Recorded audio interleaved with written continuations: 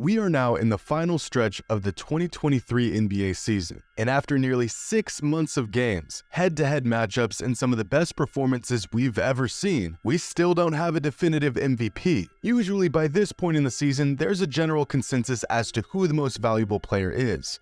But not this year, because this season we are watching the greatest, deepest, and weirdest MVP race we've ever seen.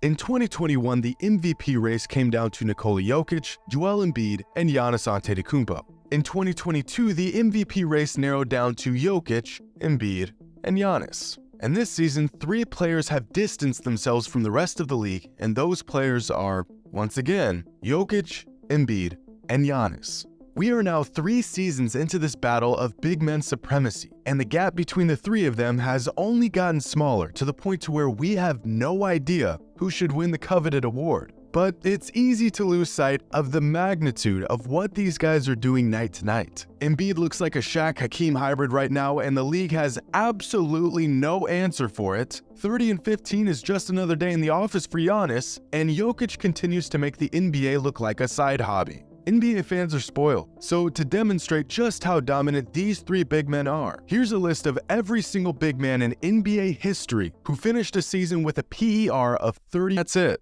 A mark that's only been accomplished in 18 seasons by big men, and half of those seasons belong to Giannis, Embiid, and Jokic. In fact, Giannis is the first player in modern NBA history to average at least 31 points, 11 rebounds, and 5 assists per game. Embiid is the first player in modern history to average at least 33, 10, and 4 a game. And Jokic is the only player in modern NBA history to average at least 25 points, 12 rebounds, and 10 assists. We are witnessing 3 historically significant seasons right now.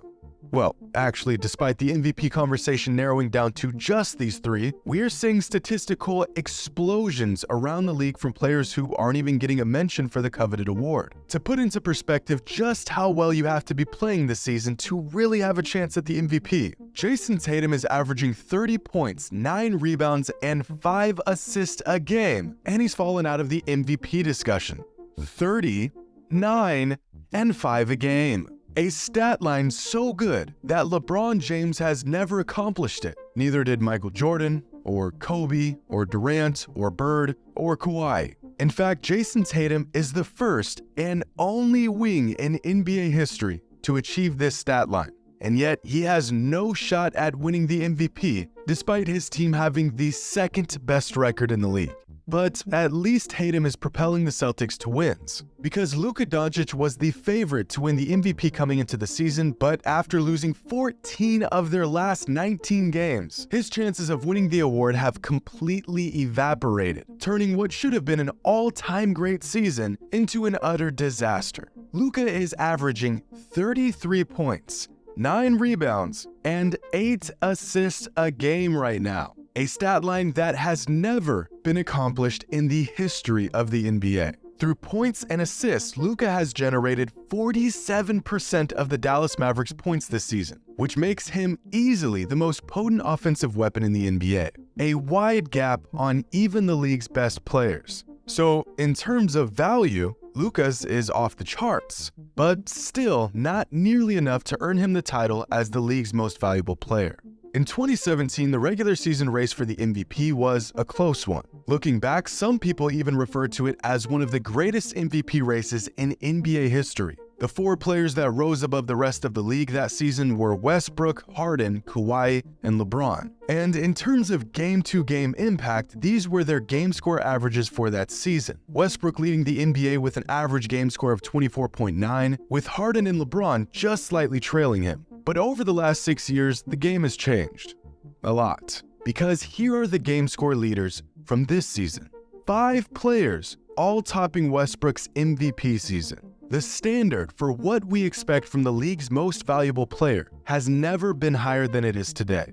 So with the MVP coming down to the wire, how will voters decide who will win the award? Well, on Basketball Reference, there's a page called NBA MVP Award Tracker, which uses a model based on previous voting results to try and predict who will win the MVP in the current season, or at least who has the best odds. And at the moment, the top 5 MVP candidates are James Harden with 3%, Jason Tatum with 3.6%, Giannis with 7.9%, Embiid with 10.6%, and currently sitting at the number 1 spot is Nikola Jokic with a staggering 66.4% probability of winning the award for the 3rd straight season. But Basketball Reference isn't the only source that has Jokic as the heavy favorite to win the MVP this season. Estimated box plus minus is one of the best all-in-one advanced statistics in basketball, an updated version of the traditional plus minus stat but with far more factors and variables baked into it. And dating back to 2014 when estimated plus minus was first introduced, the league leader in EPM has gone on to win the MVP 6 of the last 9 seasons.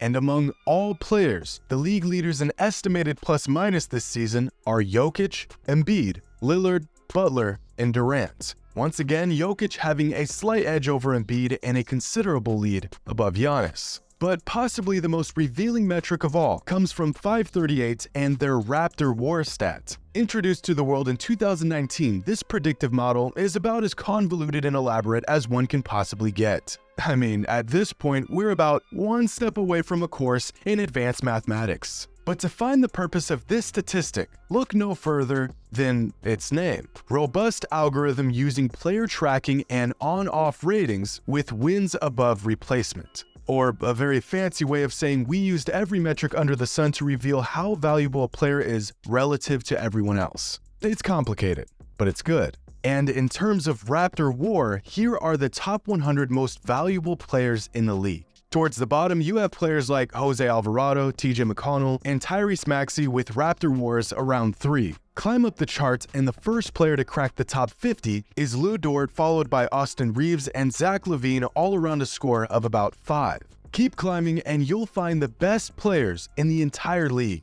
Giannis with a score of 9, SGA with a score of 9.2, Jimmy Butler with 9.3, and Dame, Embiid, and Luka as the only players to crack a double-digit Raptor WAR with scores of 11, 12.2, and 12.3 respectively. Well, actually, Jokic also has a score in the double digits. In fact, Nikola Jokic has a mark so high, it looks like a typo. So with all the numbers and odds unanimously pointing at Jokic to win this year's MVP, at this point this should be all wrapped up. But it's not. In the most recent MVP ladder released by the NBA themselves, the number 1 spot is actually held by Joel Embiid, followed by Jokic in second. Our friends over at DraftKings have Embiid as the favorite at the moment as well, with a sizable lead over both Jokic and Giannis. But this wasn't the case just a couple weeks ago. For what felt like virtually the entire season, Nikola Jokic was leading the charge for this year's regular season MVP. The Nuggets had the best record in the NBA, Jokic's game-changing dominance was as strong as ever, and for the last 3 months, it felt like his 3rd MVP was all but inevitable. And then it happened.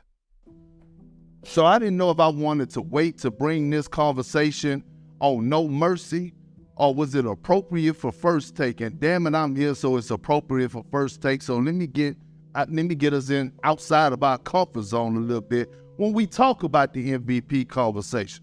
When it comes down to guys winning MVP since 1990, it's only 3 guys that won the MVP that wasn't top 10 in scoring. Do you know who those 3 guys were? Who are they? Steve Nash, Jokic, and Dirk Nowitzki.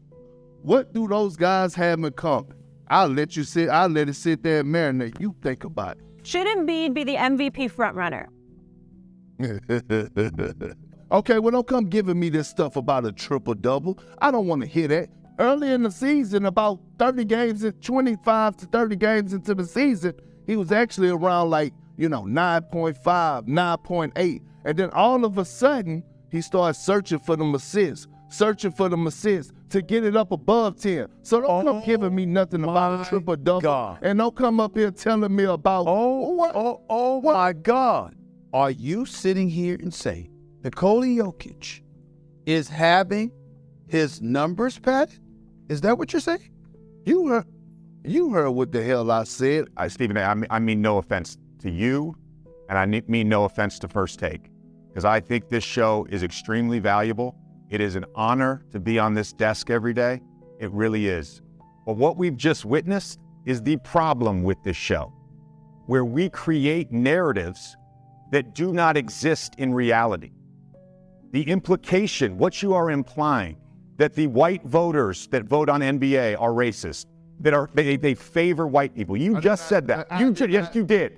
Yes, you did. That is exactly what you implied, Mr. Perkins. That is exactly what you implied. Secondly, hold on. I did not call. I stated the facts. And you're not about to sit up. We all know what you implied the other day. We all know what you implied. Hold on. I stated the time. It's the fact. It's the fact. It's the fact. In one of the most egregious cases of media bias I've ever seen, Kendrick Perkins goes on national television and completely sabotages Nikola Jokic's potential MVP run with false propaganda. Immediately following these statements, the conversation regarding the most valuable player in the league became diluted with narratives that had nothing to do with basketball. And for the first time all season, the following NBA MVP ladder featured Joel Embiid with the top spot. The sole catalyst leading to this monumental shift on the leaderboard being Perkins' statements. So how does a player start the season leading the MVP race, finish the season playing even better, have every metric in the game in their favor, and still get overtaken in the MVP race? Well, if this entire saga has taught us anything, it's that narratives mean just as much as actual merit in the NBA, which we already knew as fans of the game. But to see it unfold right in front of our faces, to watch an entire season get boiled down to false narratives that skew voter thinking, is actually insane. Value is subjective. Some people value two-way dominance and holding down the best record in the NBA. Some people value offensive mastery and an unstoppable skill set. Others value record-breaking efficiency and unshakable consistency. 3 generational players, 3 all-time great seasons, 1 MVP trophy. The 2023 NBA MVP race is the most difficult, most loaded, and weirdest MVP race we have ever seen.